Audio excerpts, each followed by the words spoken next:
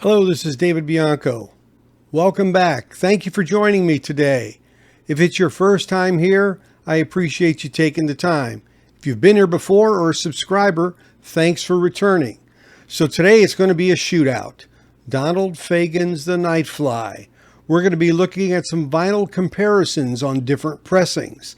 That's coming up next on the Sound of Safe and Sound, Texas.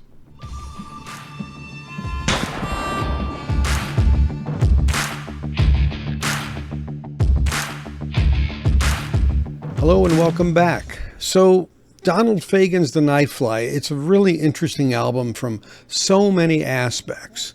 The first thing is this was Donald Fagen's first solo album after leaving Steely Dan. Their last release, Gaucho, was in 1980. He and Walter Becker had kind of run their course, I guess, and Becker had some issues, personal issues going on as well. And so all that led up to quite an effort to put this solo album together. It ended up getting released October 1st, 1982. But there's kind of some interesting backstories to this album.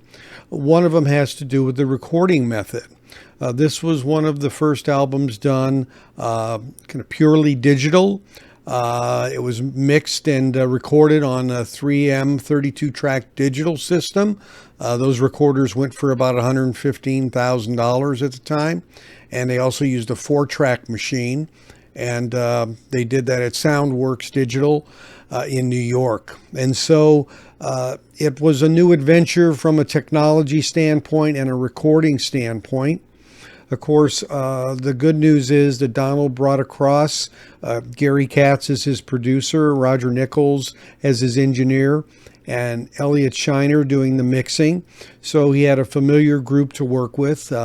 As you may or may not know, Donald was a bit of a perfectionist in his music and in the recording process. So it was a big deal to make this change. They had looked at doing Gaucho digitally, but decided against it and stuck with analog. It was in the late 70s, it was a maturing technology, and there were some disagreements on how it sounded. And over the next couple of years, Roger Nichols had done some testing and convinced Donald Fagen that moving to the new 3M digital format would be advantageous. And so the engineers went to Minneapolis, St. Paul to 3M and to learn how to utilize this new equipment, this new digital recording equipment and mixing equipment. And they went back to New York with the equipment and started working on the album. There were issues with the tracking on the digital 3M machine to the point where Roger and the engineers went back because they were having engineers coming from 3M constantly to realign the machine. So they went back and learned how to realign it themselves so they didn't have that frustration. So, kind of some of the back office, backstory type stuff that was going on. At the same time, Donald was finding it a little more difficult to write, not having Walter at his side when you work as a team and then you go solo, to the point where after this album, he pretty much had writer's block. So it was a bit of a travail situation. It wasn't smooth. There were a lot of times where they actually looked at going back to using analog. And Roger was very, very firm, and the engineers convincing Donald to not go back to analog and to get into the brave new world of digital. And I'd say that we all can say sonically, though, this is really one of the best sounding albums, definitely of a digital nature that early, let alone period. As many of Steely Dan albums were really great sounding albums. This one ranks right up there in succession with it, but it is, of course, digitally sourced. So in other words, there is no analog master tape. So anyone who subsequently remasters this, represses it, whatever, it's always origins are coming from that digital tape that was used to make this. So it's always going to be that way, just as Dire Straits' Brothers in Arms. So now that's the backstory. Let's take a look at how the vinyl shootout went between these various versions. Now that we got the backstory, let's get down to it. October 1st, 1982 was the release date, and this was kind of an autobiographical album. Donald wrote a note on this one saying, the songs on this album represent certain fantasies that might have been entertained by a young man growing up in the remote suburbs of a northeastern city during the late 50s and early 60s, i.e., one of my general height, weight, and build. So he was kind of laying it out there. This is about me. So this album came out and sported 3 singles: I.G.Y, What a Wonderful World, New Frontier, and Ruby Baby. But for the shootout, I will let you know that I used 3 songs, 2 of the 3 named there. I used I.G.Y, which is the first track on the first side. Second side, first track, New Frontier. And the third track I used was the title track called The Nightfly. So this album was not exactly a huge album in terms of sales. It did go platinum, so it did sell over 1 million. And it did have a decent ranking. It reached number 8 on the U.S. top rock albums for Billboard. On the Hot 200 for U.S., it reached 11. UK, it only reached 44. In Sweden, it reached number 8, and in Norwegian album sales, it was number 6. So it did decently, no doubt about that. The song I.G.Y, a lot of people ask about because the title is like, okay, what does I.G.Y even mean? Well, it stands for International Geophysical Year, and that was an event that ran from July 1957 through December 1958, and it was an international scientific project promoting collaboration among the world's scientists. Interesting. So the lyrics that Fagen chose discussed the optimism that was pretty widespread at the time with a vision of the future at that, in 1957. Futuristic concepts were involved, including solar-powered cities. Pretty early on, that thinking. A transatlantic tunnel, a permanent space station, and spandex jackets, which you will remember is in the lyrics of this song, right? So we had some singles. The album was fairly decently acclaimed, but again, we have this really solid recording that sounded great. So how did the shootout go? That's what you're here to find out. Well, the shootout was a struggle for me, your humble correspondent, as they say. And the reason was it was pretty close. And that's not a bad thing in the sense that you have a lot of options, right? Because I said from the start it was a very well-recorded album. So I compared the Mobile Fidelity release of it, not the one step, but the first issue, a 33 RPM that they did. I did that one versus the Japanese original with OB, in case you wondered, the UK OG or European OG, and the US OG. Now, they show Robert Ludwig, Bob Ludwig, as mastering all these, so it's except for the MOFI, which is interesting. I guess maybe they did a worldwide cutting of lacquers and things of that nature and plates or sent them around. I'm not sure, but fairly consistent across the board from what I looked at. So what I've done here is I've separated the ratings into several categories just to give you an idea. The first one is surface noise. In other words, surface noise of the vinyl. How noisy is it?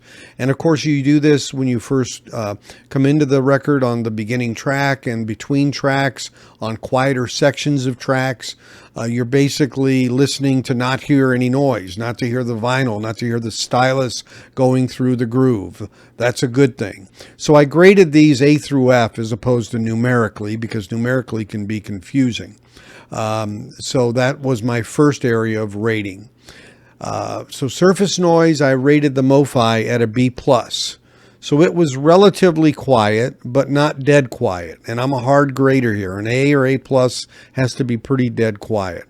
There was some surface noise on the MOFI, though not extreme and not intense. And it was better than the Japanese, the UK, and the US, which all ranked a C. They were all very, very similar in that regard. They were average. They weren't noisy, but they weren't really quiet either. I could hear the groove. I guess that's the question. You could hear the groove. And again, I know that, that's partly your setup is dependent on that. But again, this is comparing with the exact same setup turntable. So the MOFI won in that one with a B+ versus C for the others. The next area was dynamics. How dynamic does it sound? In other words, how broad does the sound from bottom end to top end? Is a lot of range? Is there a lack of compression?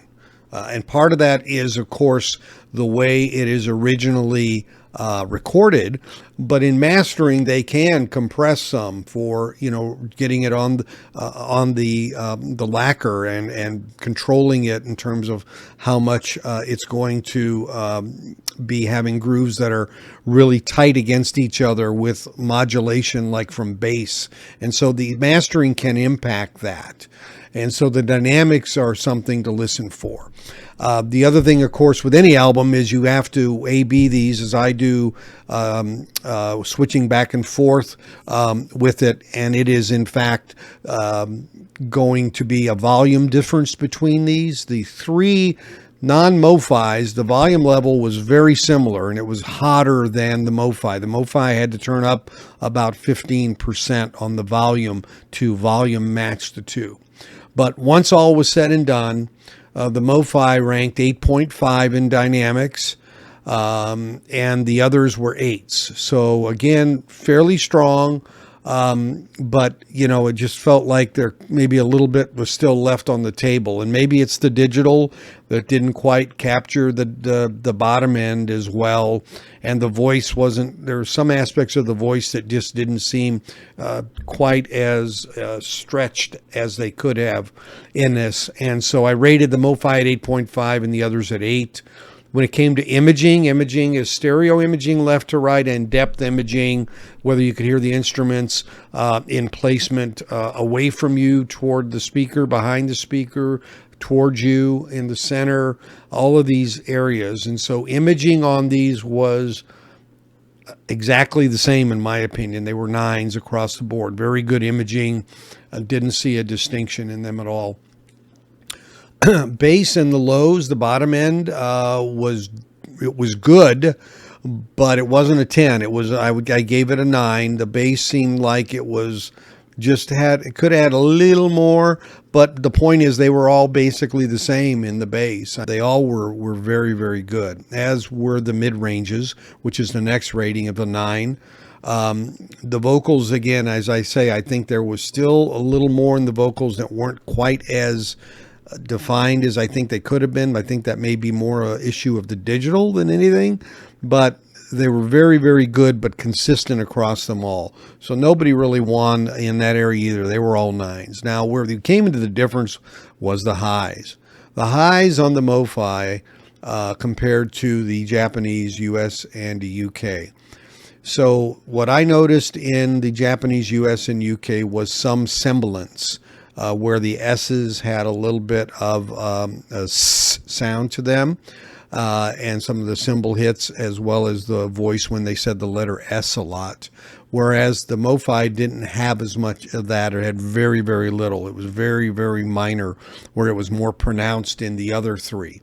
So I gave the MOFI a 9 and the others an 8 on the highs. They were good highs, but in the spots where they were subject to semblance, there were a couple places in these songs where the Japanese, UK, and US ones did have a little bit of a weakness there.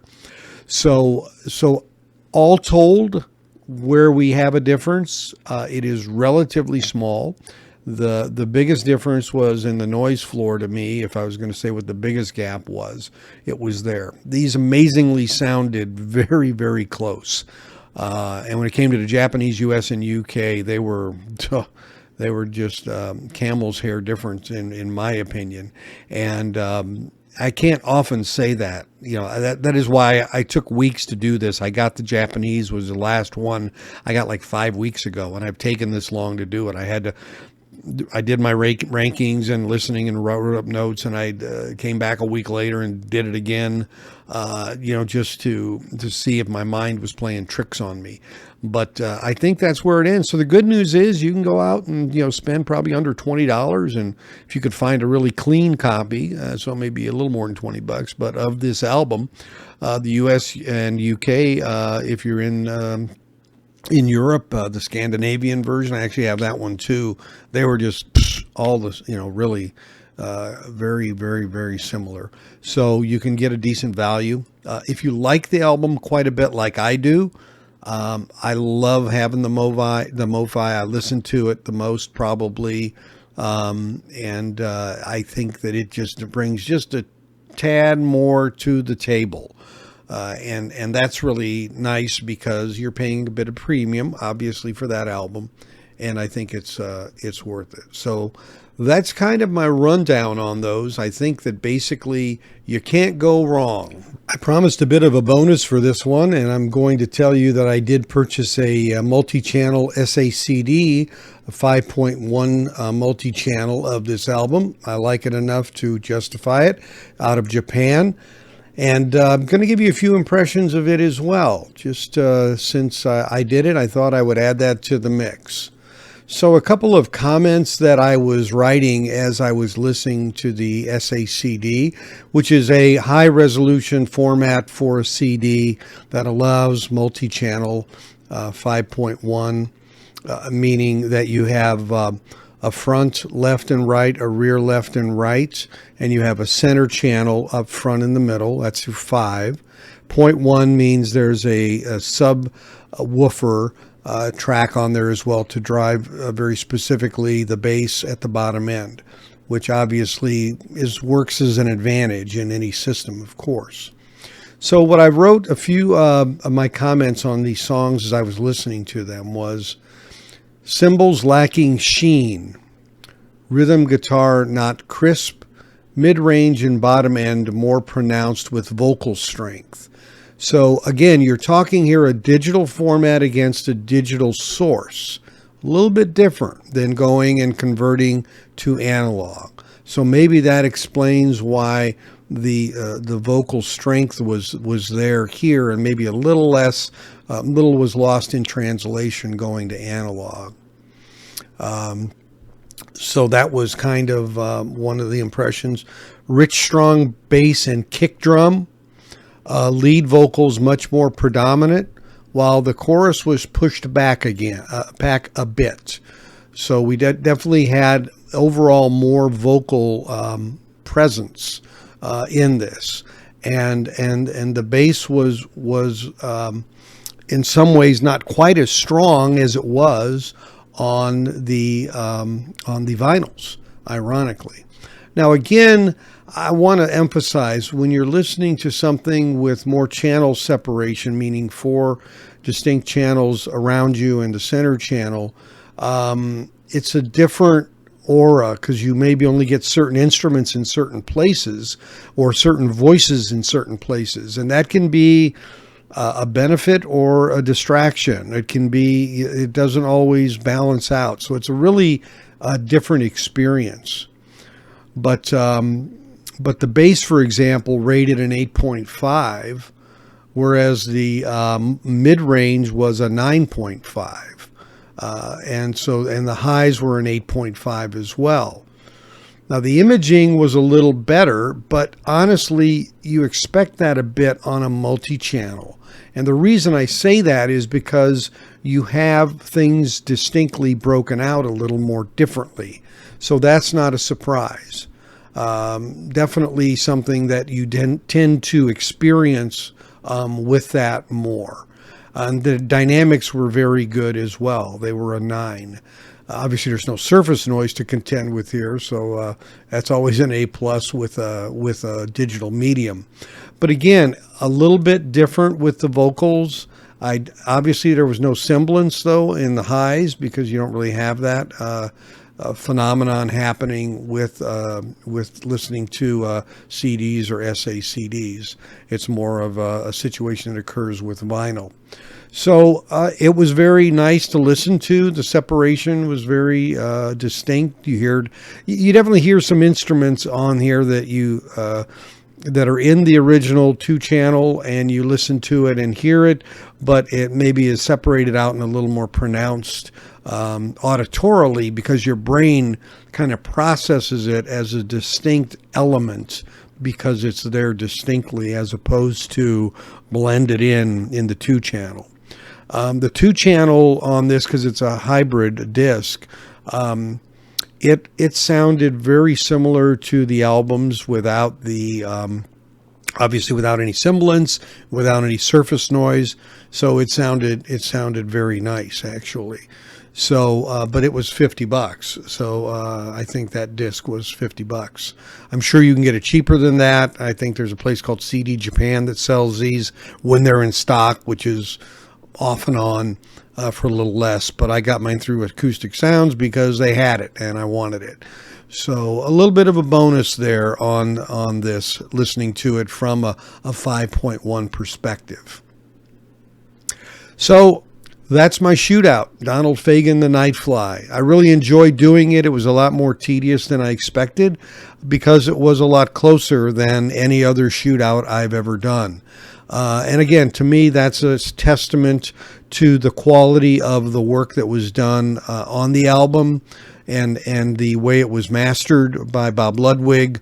I think that's a reflection of that very much. And at the end of the day, as I said, you don't go wrong with buying any of these at all, which is really a great thing for the consumer. I really enjoyed doing this one. This is one of my favorite albums, one of my favorite artists. Doing a little bit of research into this and spending some time with the album several times over and over again to get to this Shootout. And I appreciate, as always, you being here on the channel. If you would and haven't yet, I'd like to ask you to please subscribe.